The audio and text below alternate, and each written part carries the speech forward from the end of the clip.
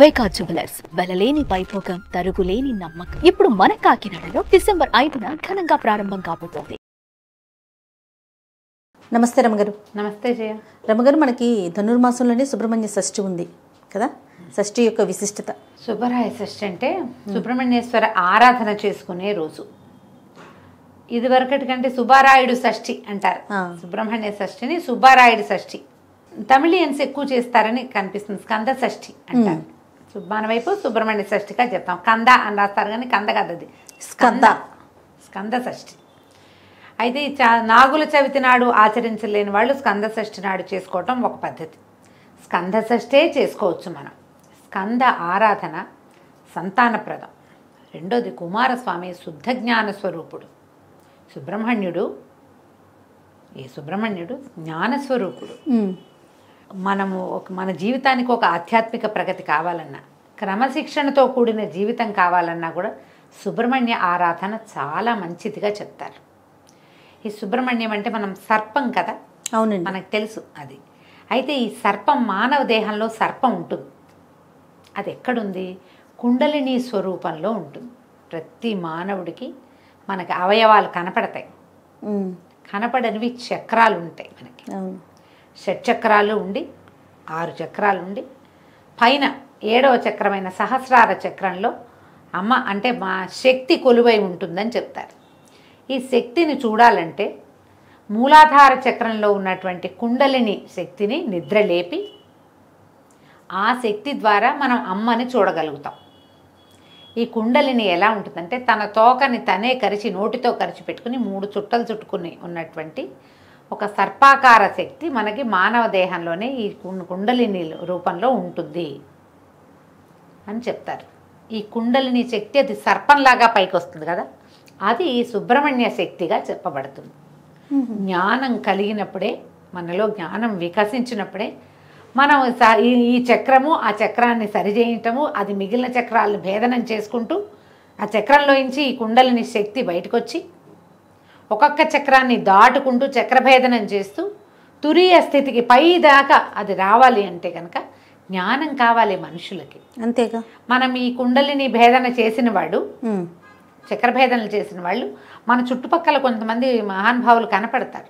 సాధారణంగా చక్రభేదన జరిగినప్పుడట షట్చక్రాలను ఒక్కో చక్రాన్ని భేదించి శక్తి పైకి వస్తున్నప్పుడు ఒక్కొక్కళ్ళకి కొన్ని రకాల శక్తులు వస్తాయి.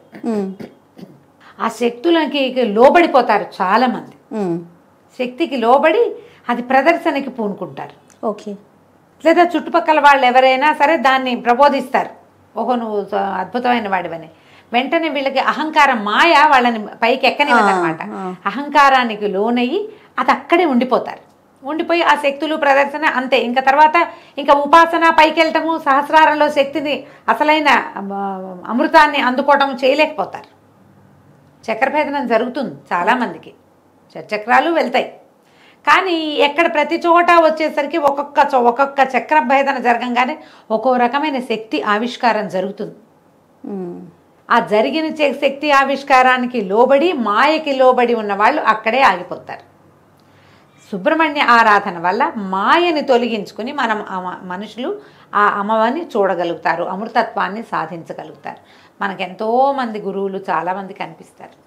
వీళ్ళందరూ కూడా అంటే చాలామంది జనాల్ని ఆకర్షించగలిగిన వాళ్ళు, ఎక్కువ మంది జనాలు వాళ్ళ చుట్టూ చేరుతారు.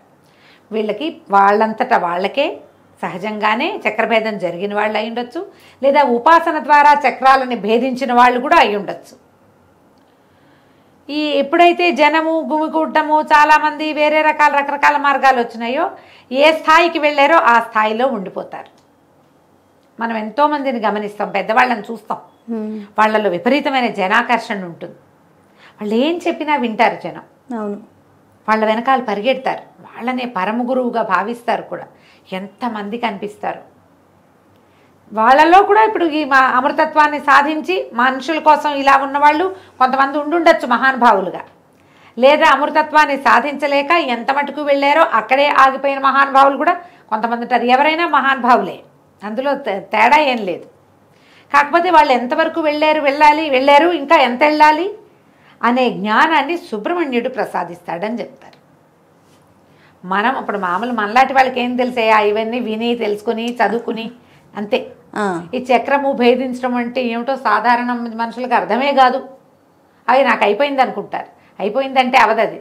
నాకేమీ కాలేదనుకుంటే అయినట్టు.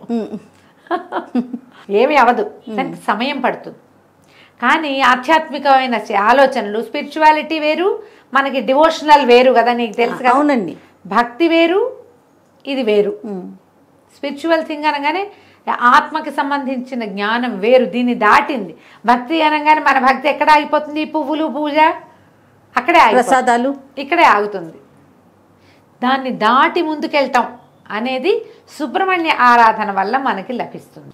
ఈ సుబ్రహ్మణ్య ఆరాధన కూడా ఏదో శ్రోత్రియంగా ఏది కనపడుతుందో దాన్ని చేయటం కాకుండా ధ్యానము, తదేక దీక్ష, ఇవి చాలా అవసరం. తరచుగా సుబ్రహ్మణ్య దేవాలయాలు దర్శించే వాళ్ళకి ఆత్మజ్ఞానం వైపు దృష్టి వెళ్ళటానికి అవకాశం ఉంది. ఆయన్ని ఆరాధిస్తే మన ఆధ్యాత్మిక ప్రగతి బాగుంటుంది.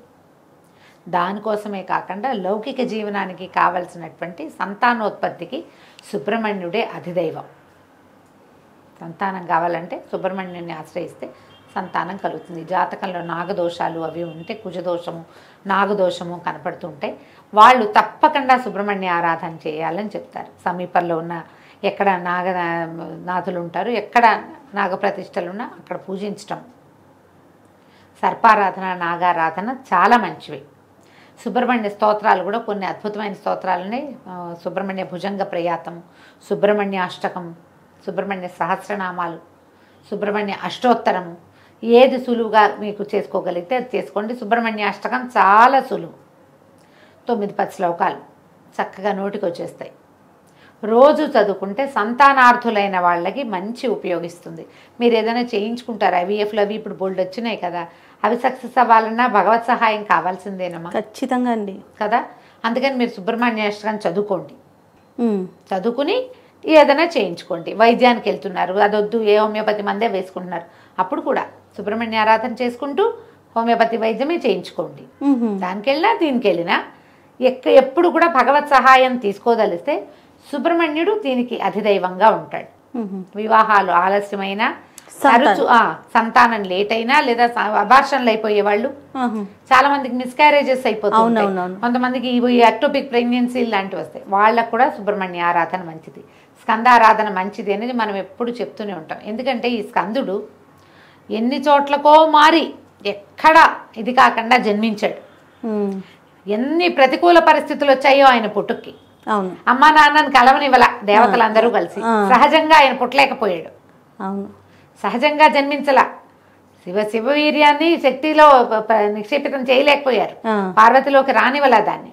ఆ శివవీర్యం భూమి మీద పడింది, అగ్నిదేవుడు భరించాడు, అక్కడి నుంచి గంగానదిలోకి చేర్చారు. ఆవిడ శరవణంలో వదిలిపెట్టింది, దాన్ని అక్కడ వదిలేసింది. శ్వేతపర్వతం ఎక్కడ వదిలిపెట్టేసింది. వదిలేస్తే అప్పుడు ఇవన్నిటికీ ఎన్ని చోట్లకి జారినా కూడా చివరికి శిశువుగా మారాడు ఆయన, రెల్లుగడ్డలో నుంచి. అంతే కదా శరవణ భవుడు, అందుకే కదా ఆ రెల్లులో జన్మించాడు.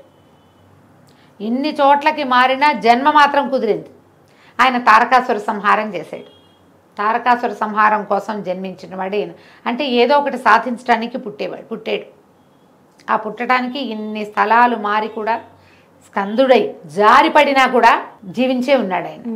అంత బలమైన వాడు కాబట్టి ఆయనని ఆరాధిస్తే మనకి ఏదైనా ఇబ్బందులు ఉన్నా కూడా సంతానం కుదురుతుంది. అవకాశం ఉన్న వాళ్ళు సుబ్రహ్మణ్య ఆరాధన చేసుకోండి. ఈ సుబ్రహ్మణ్య షష్ఠిని సుసంపన్నం చేసుకోండి. ఒకవేళ చవితినాడు చేస్తే ఇది చేయకూడదని కాదు, చేసిన షష్ఠి పూజ చాలా మంచిది. దీనికి సులువుగా చేసుకునే విధానం ఏంటి, ఇంట్లో మీరు సుబ్రహ్మణ్యుడు వచ్చిన బాలసుబ్రహ్మణ్యం పటాలు దొరుకుతాయి. చక్కగా చిన్న మొహంతో పిల్లవాడు కూర్చున్నట్టుగా కనపడుతుంది. ఓ నెమలి సర్పము కనపడుతుంటాయి, వేలాయుధం కనపడుతుంది, ఫోటోలు కనిపిస్తాయి. బాలమురుగన్ని తెచ్చి ఇంట్లో పెట్టుకోండి అమ్మ. తెల్లటి పువ్వులతో అర్చన చేసుకోండి. 108 నామాలు చదువుకోవచ్చు. తెల్లటి పువ్వుల దండ గుచ్చి వేయండి. తర్వాత చలిమిడి, చిమ్మిరి లాంటివి నివేదన చేయండి. పాలు పోయచ్చు. చిన్న వెండి పడగ తెచ్చుకుని ఆ పడగను పెట్టుకుని నామాలు చదువుతూ పడగకి పాలు పోయండి. ఎక్కడైనా పుట్ట ఉంటే దగ్గరలో పుట్టలో పాలు పోసిరండి. నాగప్రతిష్టలు దేవాలయాల్లో రావి చెట్టు కింద కనపడతాయి, అక్కడ కాసిన పాలు పోసేయకండి, పోయండి కాసిని. చిన్న అంత వెండి గిన్నెడు, వెండి గ్లాసెడు పాలు చాలు. ఉద్ధరణతో పోస్తే ఒక 11 సార్లు 11 ఉద్ధరణలు, అంతకంటే అవసరం లేదు. పుట్టలో పోస్తే 3 ఉద్ధరణల పాలే పోయమని చెప్తారు, అంతకంటే అక్కర్లా. ఆవు పాలు పోయండి, అవి శ్రేష్టం. మీకు అవకాశం ఉంటే చిమ్మిడి చలిమిడి చేసుకోండి. పగలు తరిగినవి తినద్దు, రాత్రిపూట అన్నం తినకూడదు, ఉపవాసం చేయాల్సిందే. పగలు భోజనం చేసి రాత్రికి ఉపవాసం చేయొచ్చు. కొన్ని చోట్లయితే మొత్తం 2 పూట్ల చిమ్మిడి చలిమిడి తినే ఉంటారు. మీ ప్రాంతాల వారీగా ఏం చేస్తారో అది చేయండి. మీ ప్రాంతాల్లో ఏ పద్ధతులు లేకపోతే నేను చెప్పిన సులువైన విధానాన్ని పాటించండి. 2 టమాటాలు చిదిపి పప్పులో వేసుకోండి, ఒక టమాటా చారు పెట్టుకోండి, పగలు భోజనం అయిపోతుంది. క్యాలీఫ్లవర్ లాంటివి ఇట్లా తుంపితే కూర అయిపోతుంది. అవునవును. చాకులతో కొయ్యొద్దు అని చెప్తారు. మరి ఎందుకు చెప్తారో తెలీదమ్మా. నేను మా పుట్టింట్లో అత్తారింట్లో కూడా అదే విధానం, నాకున్న విధానాన్ని నేను మీకు చెప్తున్నాను. అంటే మీకు ఏదైనా విధానం ఉంటే అవి పాటించండి, కుటుంబ విధానం ఉంటే పాటించుకోండి. మీకేమీ లేదు మీరు చేయాలని భావిస్తే కనుక ఇలా చేసుకోవచ్చు. రాత్రికి ఆ చిమ్మిరి చలిమిడి తినండి. ఏదైనా ఒక పండో ఫలమో, అరటిపళ్ళు మంచిదమ్మా, ఈ కోసుకునే పళ్ళు అవి తినకండి. చాకు ముట్టుకోవద్దు, అదే రూల్. కొయ్యొద్దు, కత్తిపి చాక కాకపోతే కత్తిపిటితో కొయ్యచ్చా అని అడగండి. తరిగేవి కోసేవి పనికిరావు. సుబ్రహ్మణ్య భుజంగ ప్రయాతం కొంచెం టఫ్, కానీ అది చాలా బలమైంది, మంచిది అని చెప్తారు.